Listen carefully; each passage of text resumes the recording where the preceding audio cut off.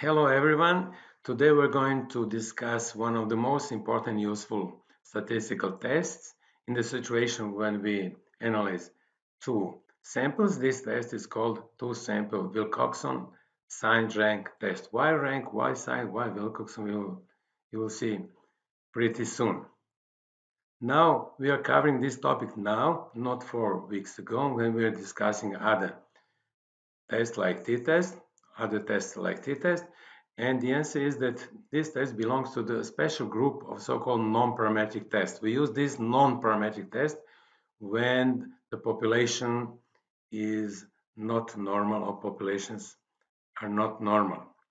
So this is the schedule for today's class. So we will first tackle the question, what have we learned so far in our unit Introduction to Statistics, background concept of Wilcoxon test.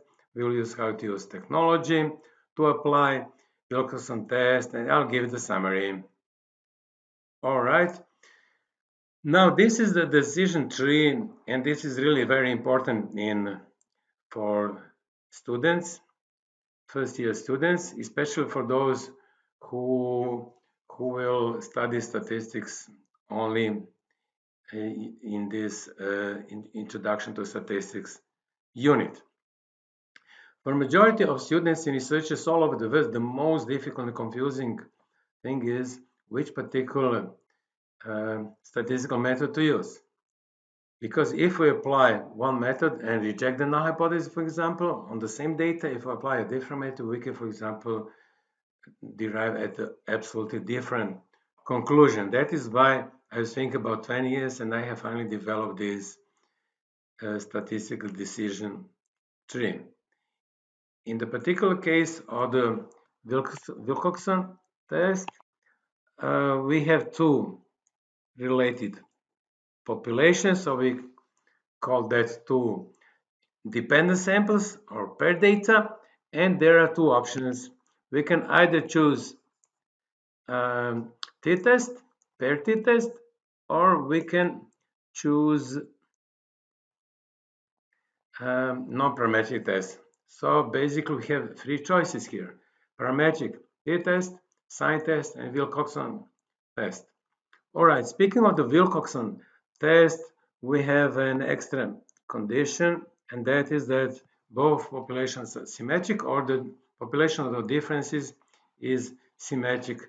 It is really important to stress out that when you think about the parametric test, t-test, the parameter of the population is the mean. However, the non-parametric test, medians or median is the population parameter. This test was suggested by Frank Wilcoxon a long time ago, 1945, and when he published his famous paper, he was thinking that this is a very bad test. He was looking for this test just to produce something faster. He didn't have a computer like we have today, and he was thinking that this test wasted information from the sample, since the idea was to convert original numerical observations into ranks. And he was also thinking that this test is just rough and ready procedure, quick and dirty, and so on. And almost everybody all over the planet shared this opinion. However, by the end of the 20th century, it was finally proved that Wilcoxon test is very elegant statistical procedure. It is almost as efficient as t-test when the population is normal. In almost all other cases, it is much better than t-test.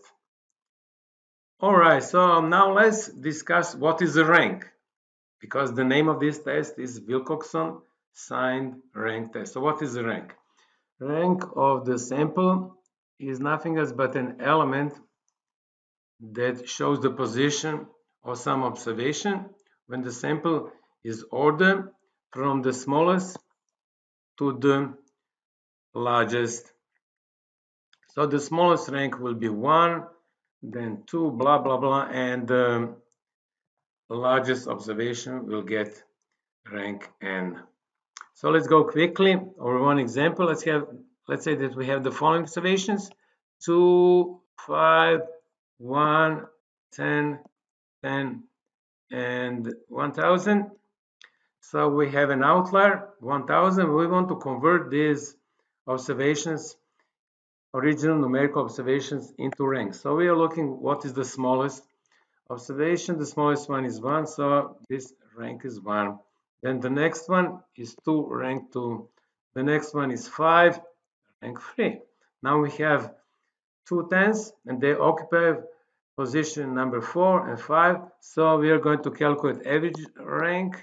Average of 4 and 5, of course, is 4.5. And finally, 1000, we are going to assign rank 6. Now I would like you to see what is the situations when we should apply Wilcoxon test. Example number 1, question: does a particular drug slow reaction times? And in order to obtain the answer to this question, a simple random sample of 15 people was taken, and now we compare the reaction times in seconds. We have 2 samples before and after taking that particular drug, and we want to see whether there is a significant difference between these 2 samples, and that is called paired. We have paired data. This is the perfect case to apply Wilcoxon test. A similar example is listed on this slide. So suppose 6 patients have received treatment intended to lower their levels of serum cholesterol. And the results are shown in the following table. So we have situation before and after, and we want to see whether there is a significant difference between these 2 samples. All right, the conceptual overview of Wilcoxon test. What is the null hypothesis and what is the alternative hypothesis? Now remember with the t-test, when you apply t-test on 2 samples, the null hypothesis is that mu1 equals mu2, which means the mean of the first population is equal to the mean of the second populations. However, here we are observing medians. Why? Because medians is a robust measure. It is not affected by the presence of the outlier. So null hypothesis, median of the first population is equal to the median of the second. Alternative, median of the first is not equal to the median of the second. And surely we can have one-sided test. Assumptions. What is the assumption of this non-parametric test? Is this that populations are normal? I can't hear you. Yeah, this is not the case. So this is wrong. This is the assumption of the t-test. So what is the assumption here? That population is the population of differences is symmetric. So this is fulfilled when we have population like this, or like this, or like that, and so on. So overall, this is much restrictive assumption that normality. So the mechanism that we apply with this test goes as follows. We will make a table like this one, before, after, and so on. And then what we're going to do, we are going to calculate the differences between each of the pairs. Then we're going to find the absolute value of these differences in the next column. What is the absolute value? Of course, we simply ignore the negative sign. Then we're going to rank this column. And finally, we're going to obtain signed ranks. Signed ranks. What does it mean? We will simply take the sign from the column of differences and attach to the ranks. So what is the test statistic? Here the test statistic. How we're going to calculate the test statistic? We are going to calculate the sum of the positive signed ranks and the sum of the negative signed ranks, and take the absolute value, and which one is smaller, that is going to be the test statistic. And of course, we'll never calculate this manually. This belongs really to the 20th century. All right, so let's move on. A quick comparison with the sign test. This Wilcoxon test uses more information than sign test because it takes care about the magnitude of the differences, and therefore it is more powerful test. Okay, example. A reading center claims that students with speech problems will perform better on some tests after going through some special reading course. And the table is given with the reading scores of 6 students before and after that particular treatment. Check whether do we have enough evidence to conclude that there is a statistical difference between before and after situations. So the scores are given here, and we are going to apply Wilcoxon test because we have pair data. So firstly, we are going to calculate differences and then ignore the negative signs. So these are absolute differences. Rank these absolute differences, then attach the original sign, and these are side ranks. And then what is the test statistic? Sum of the positive or negative ranks, whichever is smaller, and the small one is negative one, but the test statistic is not negative one. The test statistic is one absolute value. Okay, so now let's perform. Let's use some technology. We're going to apply SPSS, statistical package for social sciences. So the first step is to enter your data in this worksheet, and then the second step, before and after. Next step is click on the analyze menu and go down until you reach non-parametric tests, then legacy dialogues, and then two related samples. Then you enter both of these variables and say OK, and SPSS will perform this procedure. However, for us, only one particular number is vital here, and that is the p-value. So what is the p-value? The p-value you will find at the bottom, 0.08 or 8%. So let's go back to perform our test.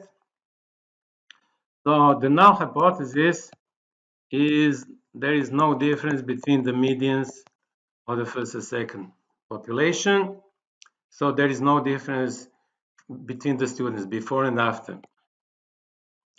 Alternative, we will take a general two-sided alternative. So there is a difference, and we're going to take level significance 0.005. The p-value is 8%, and this p-value is larger than alpha, and therefore we fail to reject the null hypothesis. We don't have enough arguments to reject the null hypothesis. What does it mean? Interpretation. This is the most important step now. Interpretation is there is no statistical difference between before and after. In other words, it doesn't matter that course will not help students with the speech problems. Now, finally, summary. This is highly important because now I would like to test your functional knowledge of the Wilcoxon test. So, if you are sitting at home and watching this video, could you please pause this video? And for the students in our class here, I would like you now to divide, as usual, into groups of up to 3 people and give you 2 or 3 minutes to find the solution. This is really very important. This is a lifelong learning. All right. Thank you. So let's go over the questions. The first question is, what is the difference between parametric and non-parametric tests? And the difference is that parametric tests are based on the assumption that population is normality. Non-parametric tests, they don't share that assumption. Next, is Wilcoxon test parametric or non-parametric? It is non-parametric test. Why? Because it does not require assumption of normality. Next question, what is the difference between dependent and independent sample? And the answer is dependent sample. With dependent samples, each element of the first sample is related to some element in the second sample. So we have pairs of data. In other words, we should never apply statistical procedures that were advised for the independent samples in the case of dependent samples. All right, next question. When you should use two-sample Wilcoxon test in case of independent or dependent sample, and obviously it is the case of dependent samples. Finally, what are the hypotheses? Once again, the null hypothesis is that the median of the first population is equal to the median of the second. Alternative hypothesis, median of the first population is not equal to the median of the second. Okay, thank you very much for watching this video. I will see you next week. We are going to discuss Mann-Whitney test, and also, because that is the last week, we will also go over, we are going to make an overview what we have covered so far in our unit, Introduction to Statistics, and some preparation for the final exam. Thank you. I will see you next week.